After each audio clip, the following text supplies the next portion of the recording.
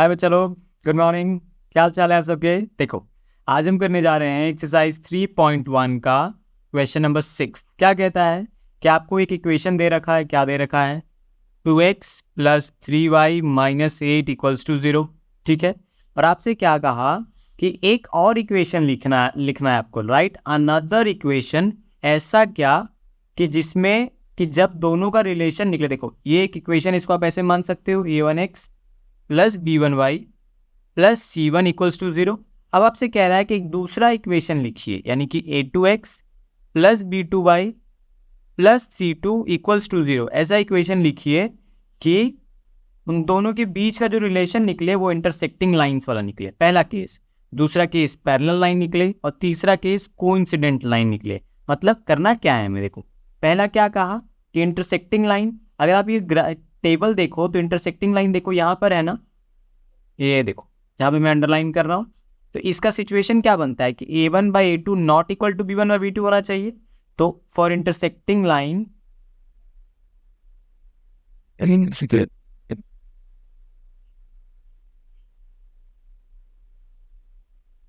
आपके लिए क्या सिचुएशन होता है कि a1/a2 should not be equal to b1/b2। बस इतना ही तो होता है ना।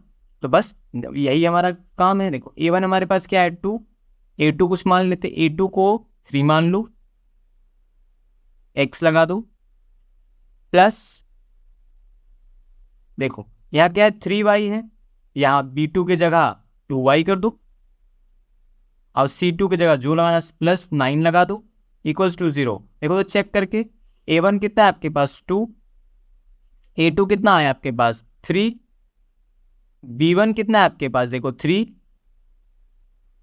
और b2 कितना है आपके पास, ये b2 जो हमने निकाला है ये देखो 2। तो कभी भी 2/3 और 3/2 तो इक्वल नहीं होंगे ना। तो ये वाला जो इक्वेशन हो गया आपका इंटरसेक्टिंग लाइंस का इक्वेशन हो गया। समझ में आई बात आपको कि जानबूझ करके ऐसे इक्वेशन लिखने हैं आपके जहां पर ये दोनों जो है आपस में अनइक्वल आ जाए, ये वाला सिचुएशन पूरा हो जाए। ठीक है, I hope first part clear रहा होगा।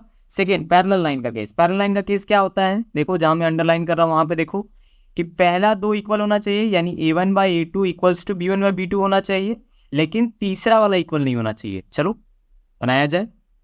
क्वेश्चन क्या है 2x प्लस 3y माइनस 8। हमारे पास पहला इक्वेशन है, पहला सेकेंड नंबर बना रहे हैं हम। पहले लिख लेते हैं फॉर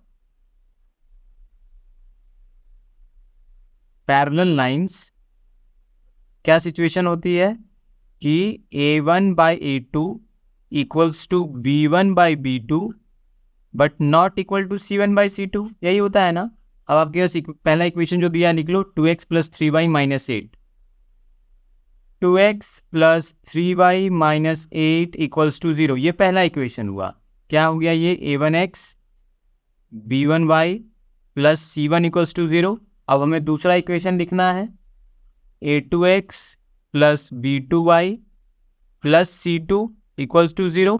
जानबूझ कर ले लो, देखो a1 2 था, a1 हमारे पास क्या है 2, तो a2 अब क्या कर देते हैं 4 कर देते हैं 4x। ठीक है, अब दूसरा हमको इसका इक्वल बनाना है, तो देखो 2 का डबल किया ना हमने, तो 3 का भी डबल कर दो। यहाँ देखो b1 की जगह 3 है, हम यहाँ क्या कर देंगे 3 2 जा 6, 6y कर दिए। देखो इनका रेशियो निकालोगे तो 1/2, इसका भी रेशियो निकालोगे तो 1/2 आएगा। तीसरे को जानबूझ के अलग कर दो, देखो यहाँ -8 है, यहाँ +10 कर दो, इक्वल्स टू 0। देखो तो चेक करके a1/a2 क्या होगा, a1 है आपका 2, b1 है आप a2 है आपका 4। ठीक है, तो ये कितना कट के हो गया 1/2। ठीक है, फिर b1/b2 निकालो, तो b1 कितना है आपके पास 3, b2 कितना है 6, 3 1 जा 3, 3 2 जा 6, 1/2। देखो ये भी इक्वल आ गया ना, 1/2 1/2।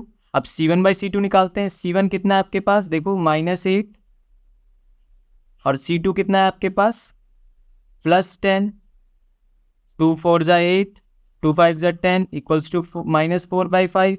आप लिख सकते हो ना कि 1/2 इक्वल्स टू 1/2 है, बट नॉट इक्वल टू -4/5 है। देखो एग्जाम में आपको इतना कुछ भी नहीं करना, आपको बस ये आंसर लिख करके दे देना है, दैट्स इट। ठीक है, ये आपका मेन आंसर बनेगा इक्वेशन। ठीक है, एक आध मार्क का ये क्वेश्चन बनेगा। समझ में आ रही बात। चलो अब थर्ड केस पे चला जाए। ठीक है, थर्ड केस क्या कहा था कि इन्फिनाइटली मेनी सोल्यूशन ही होगा, 2 केस तो हो गए। हाँ कोइंसिडेंट लाइन्स, हाँ वही coincident line infinitely many solution वाला केस। देखो कोइंसिडेंट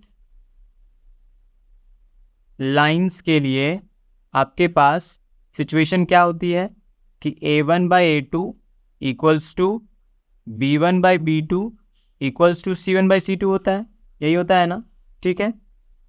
उसके बाद देखो यहाँ पर चार्ट में देखो दिया हुआ है, क्लियर हो रहा है आपको। उसके बाद आपको क्या करना, पहला इक्वेशन उतार लिया जाए, 2x + 3y - 8 इक्वल्स टू 0। देखो 2x + 3y - 8 equals to 0, right. 2x + 3y - 8, हाँ जी। देखिए ये क्या हो गया, A1x B1y + C1 equals to 0। दूसरा इक्वेशन हमें अपने मन से लिखना है, A2x + B2y + C2 equals to 0। देखो हमको तीनों रेशियो इक्वल करना है ना, बस जानबूझ के इनका डबल डबल ले लो। 2 है यहाँ पर, 2x है तो यहाँ 4x कर देते हैं, प्लस है तो प्लस रहने दो। यहाँ 3y है तो हम यहाँ पे 6y कर देते हैं। यहाँ देखो -8 है तो माइनस का माइनस रहने दिए, 8 × 16 कर देते हैं। इससे फ़ायदा क्या हुआ, देखो जब A1/A2 निकालोगे तो A1 कितना है 2, A2 कितना है 4, कट के कितना हो गया ये 2 × 1 = 2, 2 × 2 = 4, 1/2। जब B1/B2 निकालोगे, B1 कितना है यहाँ पे 3, B2 कितना है यहाँ पे 6, तो 3/6 जब निकालोगे तो वो भी यही होगा, 3 × 1 = 3, 3 × 2 = 6। जब C1/C2 निकालोगे तो C1 कितना है आपके पास -8, C2 कितना है आपके पास -16। देखो तो माइनस माइनस कट गया, 8 × 1 = 8, 8 × 2 = 16। देखो तो तीनों में 1/2 1/2 1/2 आ गया ना, 1/2 equals to 1/2 equals to 1/2। Hence ये कौन सा केस बना आपका, कोइंसिडेंट लाइंस वाला केस बना, जहाँ पे तीनों इक्वल होते हैं रेशियोज। तो देखो ये हो गया आपका आंसर। क्लियर हुआ ये क्वेश्चन आपको, आई होप समझ में आया हो। कोई भी डाउट लगे आराम से कमेंट में पूछिएगा। मिलते हैं नेक्स्ट वीडियो में, till then take care, bye bye.